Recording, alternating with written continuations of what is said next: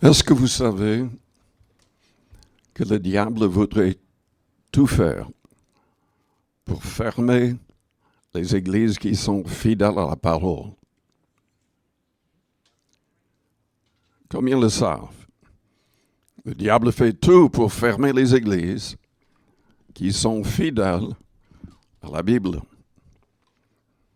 Et combien savent que Jésus-Christ menace les églises?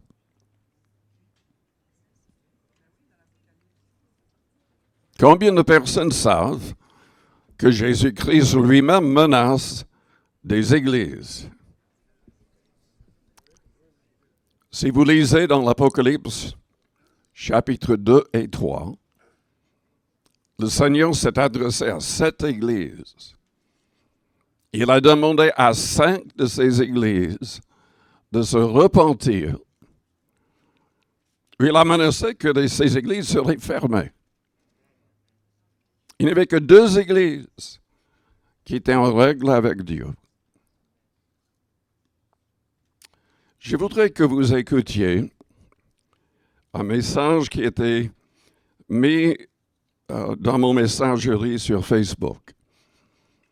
Elle a envoyé à pas mal de personnes. C'est une personne du Canada qui est très engagée en Christ, qui est utilisée pour gagner beaucoup d'âmes, non pas en prêchant, mais par les médias, par les Facebook, l'Internet.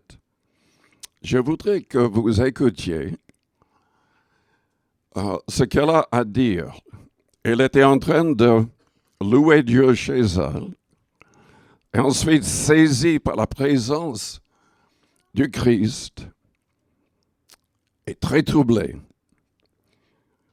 J'espère que ça va passer. Vas-y.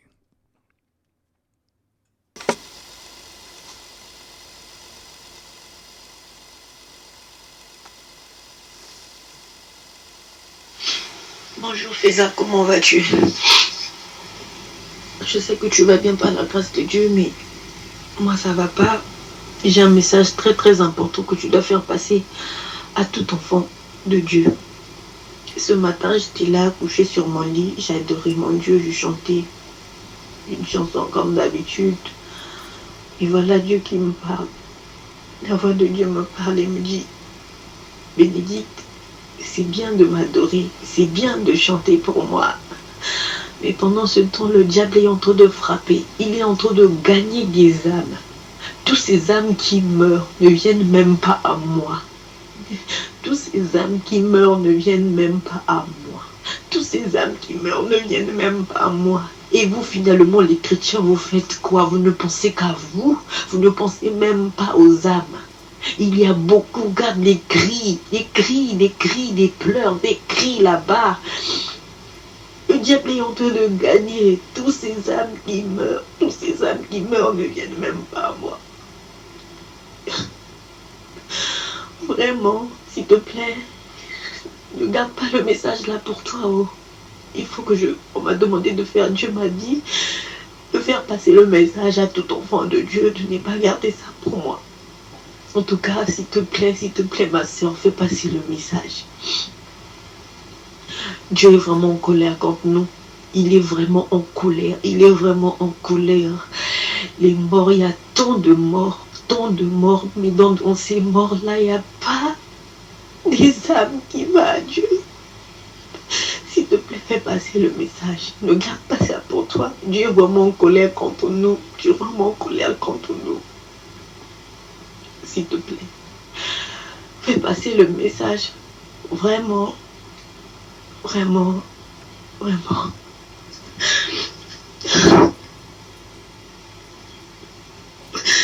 Et à la fin, il devait me parler. Je voulais me relever. J'ai pas pu me relever. J'ai forcé de me relever. Je suis tombée. J'arrivais plus à marcher. Tellement que sa présence était... Il était tellement en colère. Et je ne faisais que pleurer. Et comme si on me... Oh Seigneur. Oh mon Dieu, s'il te plaît. frère, fais passer le message.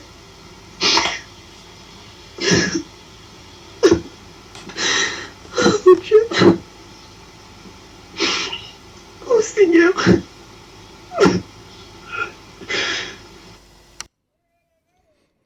Dans l'Apocalypse 3,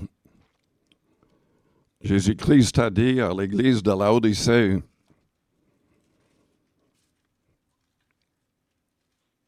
au verset 15, 16, « Parce que tu es tiède et que tu n'es ni froid ni bouillant, je te vomirai de ma bouche. » Au chapitre 2, parlant à l'église à Éphèse, il a dit au verset 4, « Ce que j'ai contre toi, c'est que tu as abandonné ton premier amour.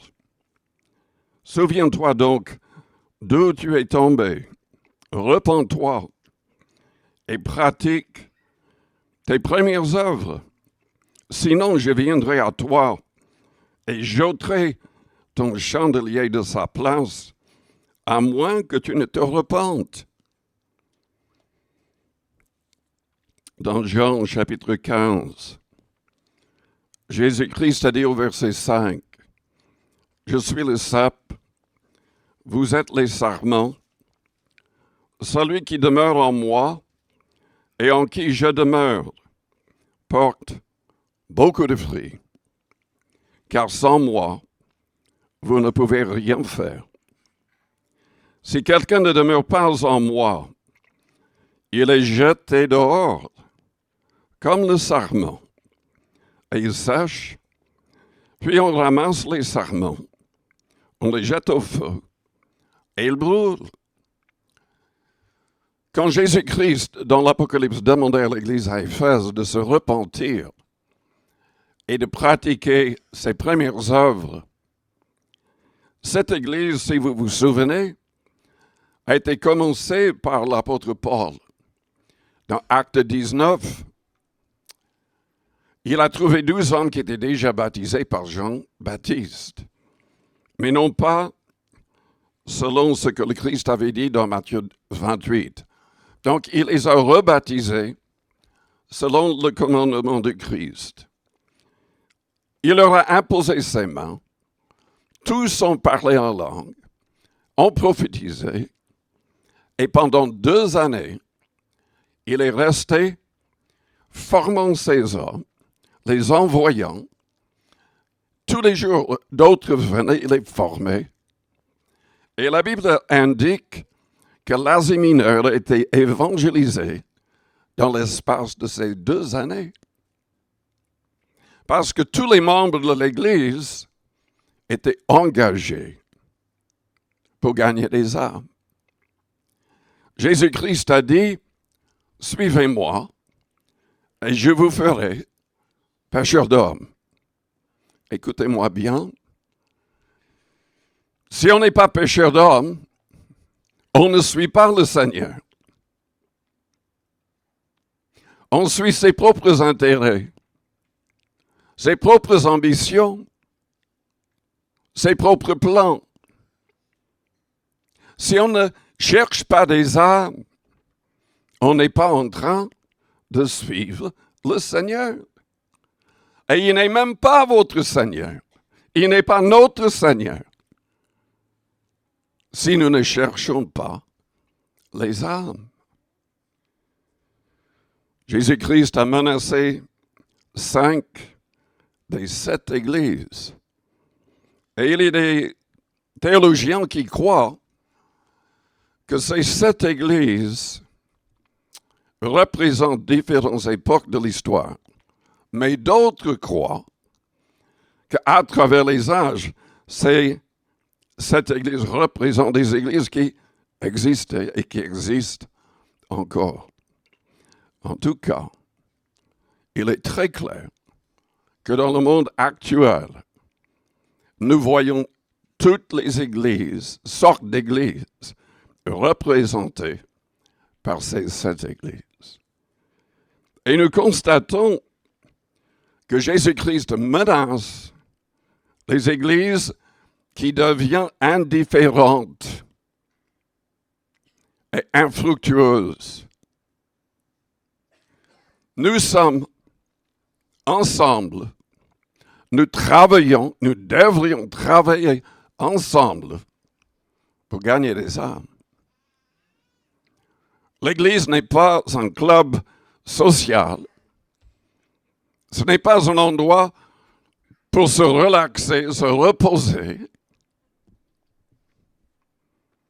Nous devrions former une famille, oui, veillant les uns sur les autres, mais aussi une armée. Une armée combattant contre l'ennemi qui est en train de détruire les âmes, de détruire le monde avec sa théologie, avec ses impuretés.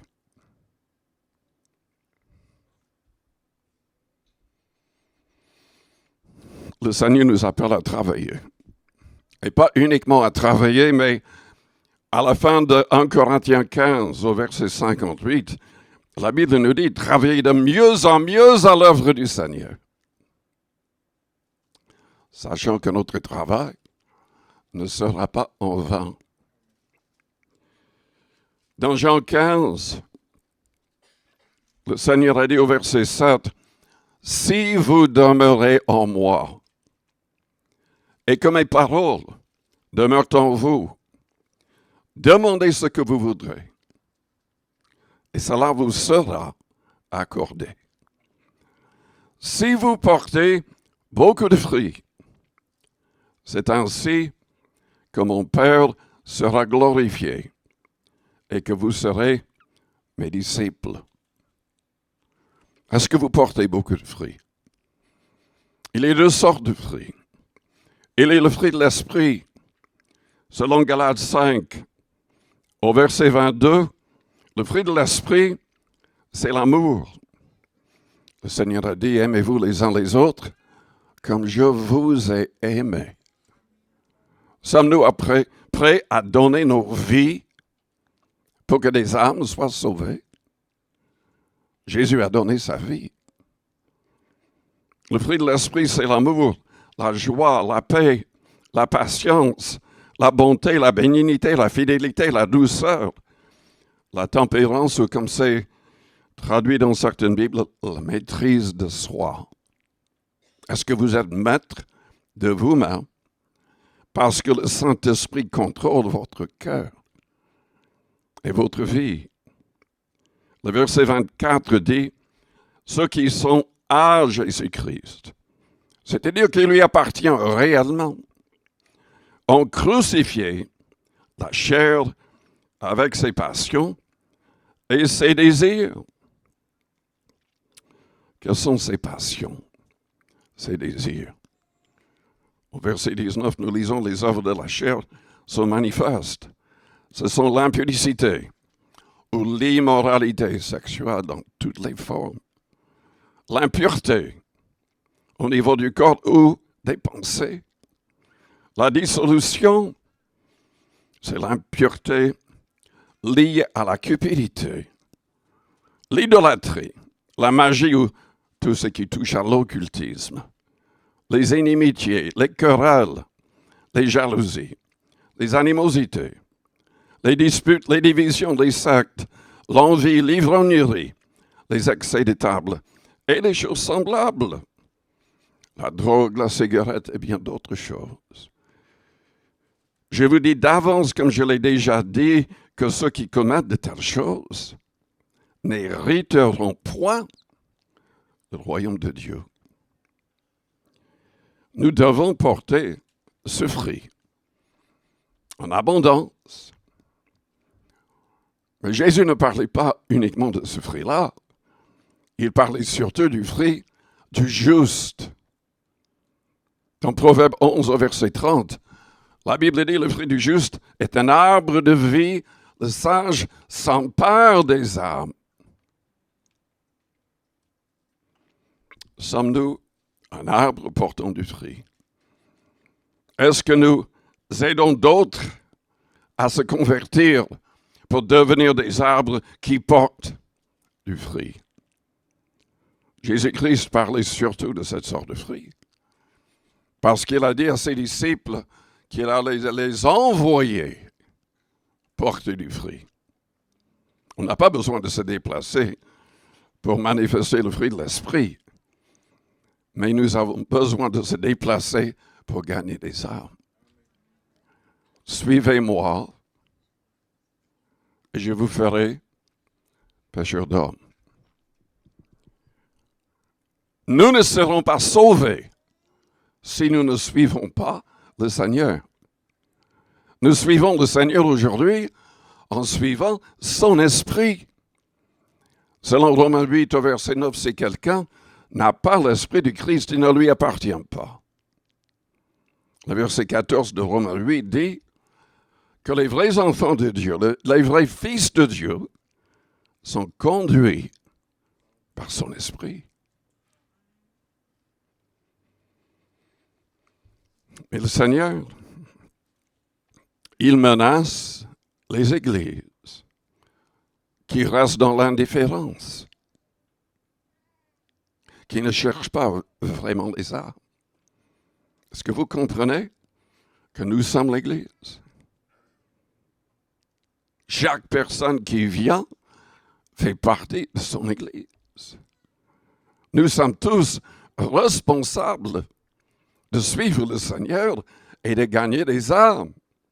Trop de personnes ont l'idée, mais ils se disent peut-être, mais le Seigneur ne m'a jamais appelé à être pasteur ou missionnaire. Il nous a appelés tous à le suivre pour gagner des âmes. Il nous appelle tous à le suivre pour gagner des âmes. Le Seigneur menace les églises qui restent dans l'immoralité sexuelle, qui acceptent ces choses.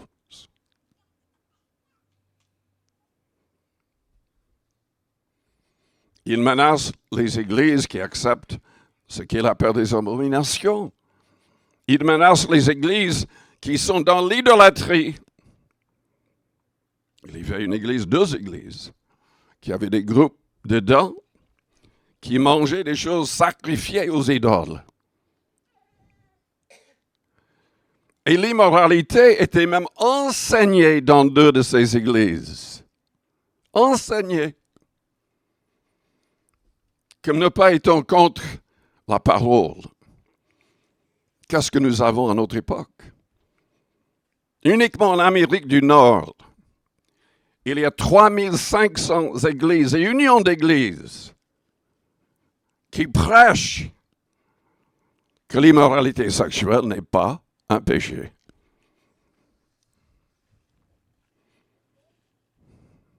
La Bible condamne tout acte sexuel avant d'être légalement marié.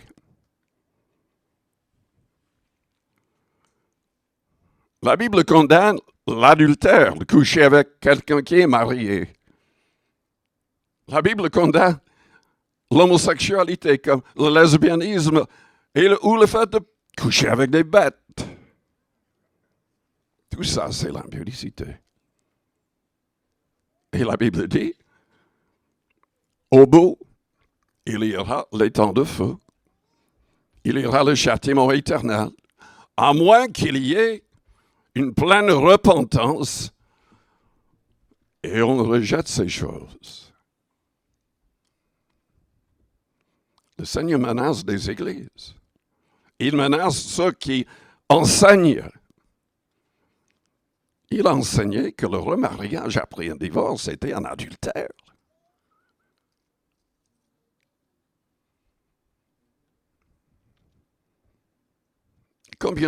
Combien d'églises aujourd'hui enseignent ce que le Christ a enseigné?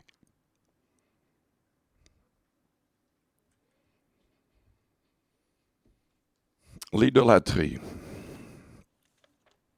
Dans l'Exode, au chapitre 20,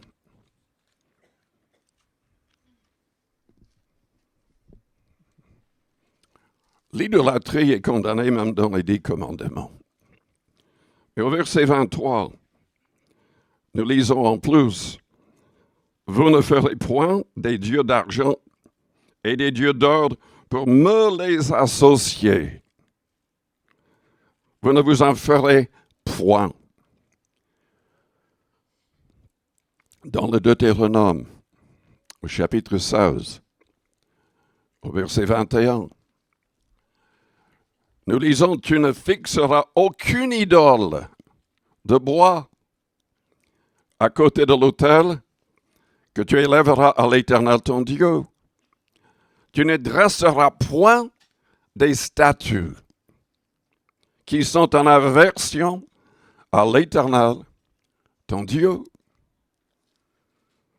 Le prophète Michée a écrit au chapitre 5, au verset 13, enfin c'était Dieu qui parlait au travers du prophète, « J'exterminerai du milieu de toi tes idoles et tes statues. » Le Seigneur menace toutes les églises qui acceptent ces choses. Mais dans les églises, il défendait ces pratiques. Il mangeait même des choses placées devant les statues que les apôtres et que le Christ avaient condamnées. L'idolâtrie, il y avait même une prophétesse, fausse prophétesse dans une église qui enseignait aux hommes d'être immoral. Et le Seigneur a dit que cette personne et ceux qui couchaient avec elle seraient jugés sur terre. Sans parler du jugement dernier. Est-ce que vous savez que j'ai mentionné 3500 églises acceptant l'immoralité, les abominations, uniquement en Amérique du Nord. Mais au Canada, en France, en Belgique et dans d'autres pays, nous avons des églises qui se disent protestantes. C'est une femme qui dirige ces protestants au Canada. Elle est lesbienne, couverte de tatouages.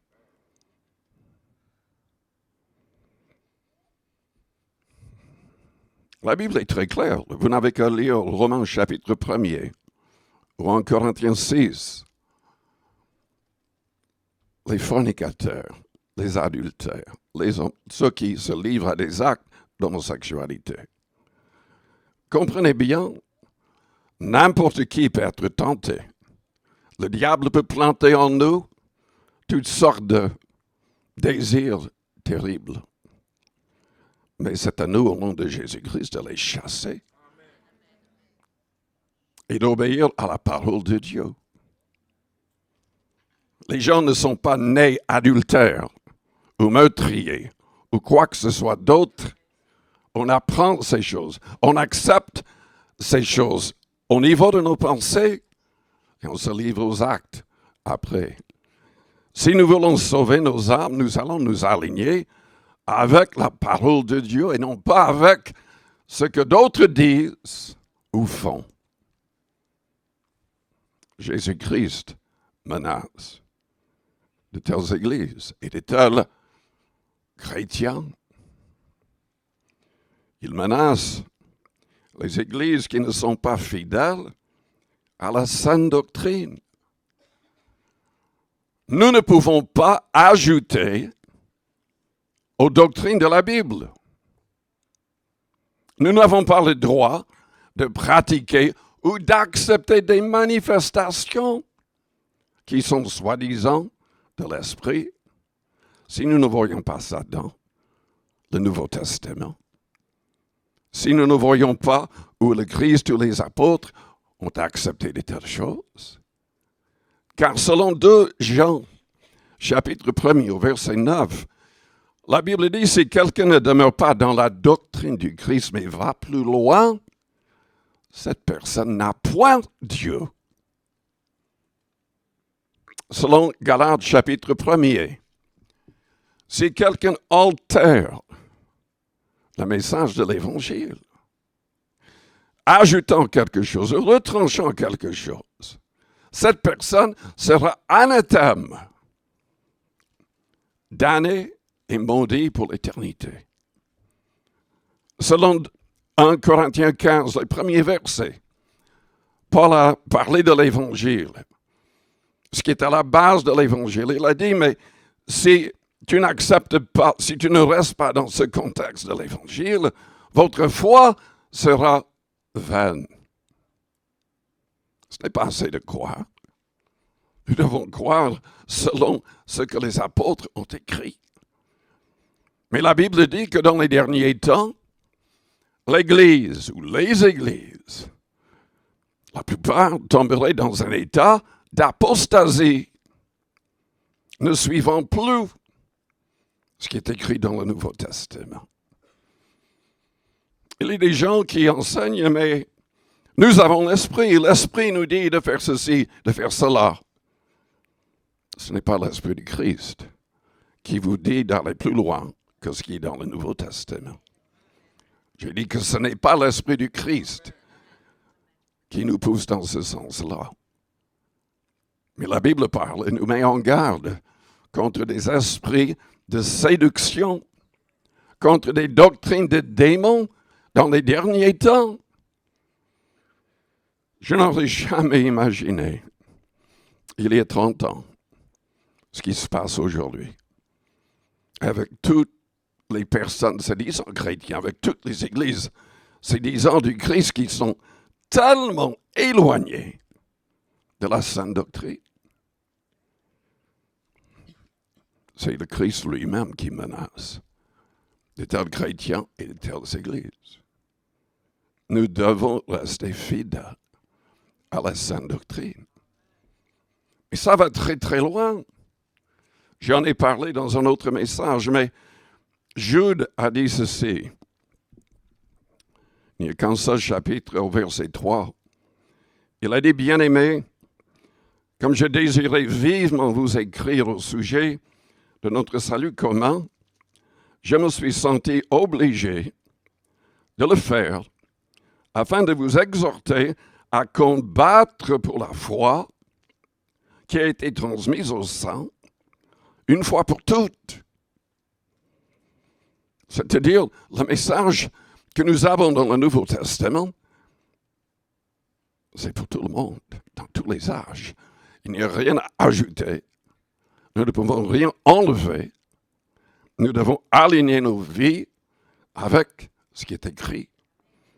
Car il s'est glissé parmi vous certains hommes dont la condamnation est écrite depuis longtemps, des impies qui changent la grâce de notre Dieu en dissolution et qui renient notre seul Maître et Seigneur, Jésus-Christ.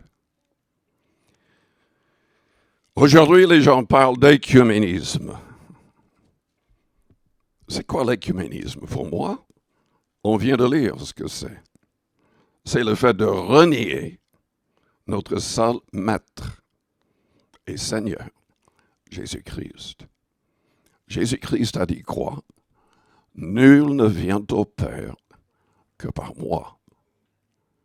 Les écuméniques disent aux autres religions, vous serez sauvés si vous croyez en Dieu. Vous n'avez pas besoin de vous convertir au christianisme. Vous n'avez pas besoin d'accepter le Christ. Le Vatican est en train de dire cela. Si vous ne le saviez pas. Mais ce n'est pas uniquement le Vatican. Il y a plein de gens qui se disent protestants, même évangéliques, qui sont en train de dire la même chose. C'est diabolique. Et personne qui dira cela, qui acceptera cela, ne sera sauvé. Personne. Jésus a dit, je suis le chemin, la vérité et la vie. Nul ne vient au Père que par moi. Et nous devons avoir l'Esprit du Christ en nous. Nous devons marcher selon son esprit et selon ses commandements. Mais, selon 2 Timothée, chapitre 4, dans les derniers temps, avant le retour du Christ, et selon 2 Thessaloniciens 2, il y aura l'apostasie, et la majorité des gens ne supporteront plus la saine doctrine. Attachez-vous à la saine doctrine. Séparez-vous d'avec les gens qui rejettent la saine doctrine.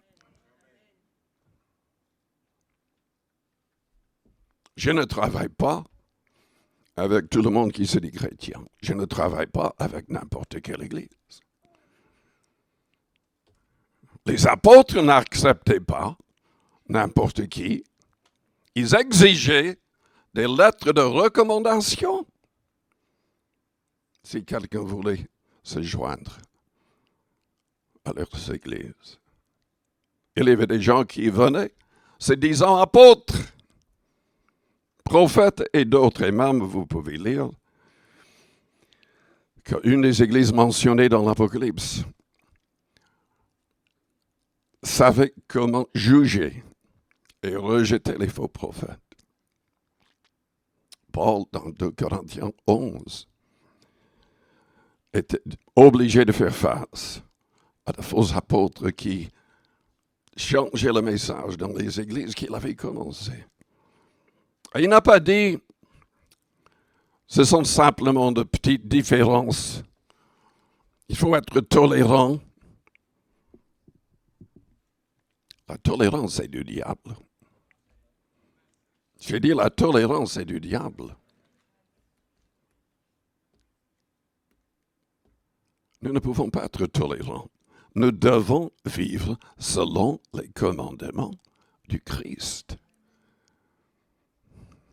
Nous devons, selon Éphésiens chapitre 5, condamner les œuvres infructueuses des ténèbres. Et nous devons nous garder. Car selon l'apôtre Pierre, dans Pierre 3, au verset 21, ce n'est pas assez de se faire baptiser d'eau. Ça fait partie de ce que le Seigneur demande. Nous devons croire et nous faire baptiser après une pleine repentance. Mais nous devons continuer dans cette attitude de repentance. Pierre a dit, ce qui nous sauve, c'est l'engagement de notre baptême, de garder une bonne conscience. C'est-à-dire restant loin du péché, marchant dans la sainteté. Si on trébuche, on demande pardon immédiatement. On demande que Dieu nous relève et nous donne une pleine victoire contre le mal. Nous ne pouvons pas garder le moindre péché dans notre cœur ou dans notre vie si nous voulons être sauvés. Le Seigneur, Jude l'a dit, c'est à nous de nous maintenir dans l'amour de Dieu, priant par le Saint-Esprit. C'est à nous de lutter. Mais le verset 24 dit, « Or, à celui qui peut vous préserver de toute chute et vous faire paraître devant sa gloire irrépréhensible et dans l'allégresse, à Dieu seul notre Sauveur, par Jésus-Christ notre Seigneur, soit gloire, majesté, force et puissance, dès avant tous les temps et maintenant et dans tous les siècles. » Amen. Je vous invite à fermer vos yeux, à courber vos fronts. Je vous demande d'être honnête avec vous-même et avec Dieu. Est-ce que vous avez une bonne conscience? Est-ce que vous avez une bonne conscience? Parce qu'il n'y a pas de péché dans votre vie? Parce que vous avez tout confessé? Parce que vous faites le maximum pour rester libre du pouvoir du péché?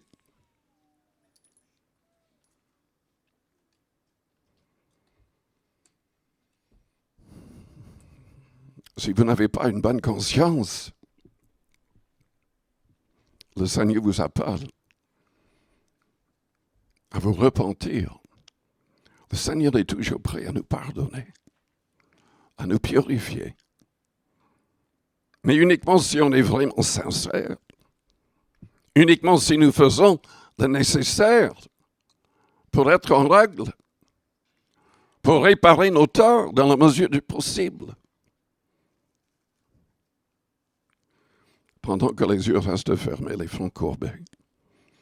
Si ce matin vous vous rendez compte que tout n'est pas en ordre dans votre vie, mais vous voulez le Seigneur dans votre cœur et dans votre vie. Vous voulez marcher selon ses commandements. Et vous avez besoin de prière. Faites-moi signe. On est dans votre main, juste pour un instant. Oui, il y a plusieurs personnes. Plusieurs personnes. Amen. Je vous invite à répéter une prière après moi. Que toute l'Église répète la prière pour aider les personnes qui viennent d'élever la main. Pensez très fort au Seigneur et à Dieu le Père.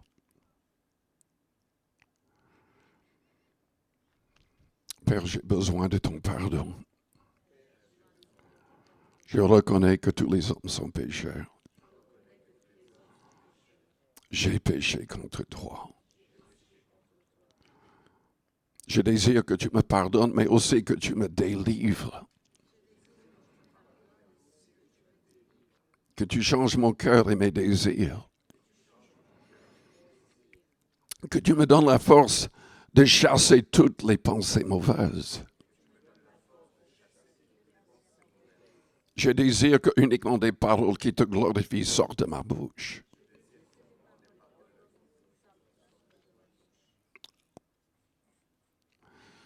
Je désire que toutes mes actions et que mes réactions te glorifient. Délivre-moi du mal. Chasse de moi tout esprit mauvais et impur. Que ton Esprit Saint entre en moi. Que je sois un vrai disciple du Christ. Pardonné, purifié, transformé. Je désire être comme toi, Seigneur Jésus. Contrôlé par ton esprit. Rempli de ton amour. Fais de moi un gagneur d'âme.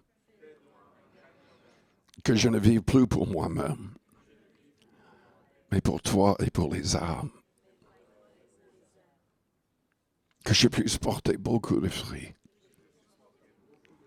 Que je sois un modèle